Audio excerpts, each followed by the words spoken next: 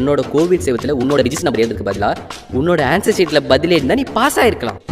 மகனே பெருமாளே, சனிக்கிழமை என்றுடன் என்னிடம் வந்தாயே, அன்று இன்டர்வியூ இருந்தது, அதற்கு செல்ல வேண்டியதுதானே?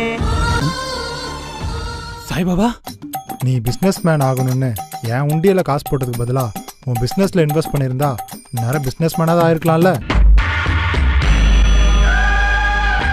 அப்போ என் வாழ்க்கை அவ்வளோதானா? என் வாழ்க்கை நல்லா இருக்காதா?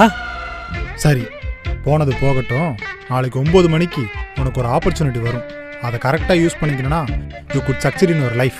tomorrow Sunday 9 AM. Go and grab the opportunity. முக்கியமான ஒரு வேலை இருக்கே. இதை விட முக்கியமான வேலையா? அப்படி என்ன வேலை?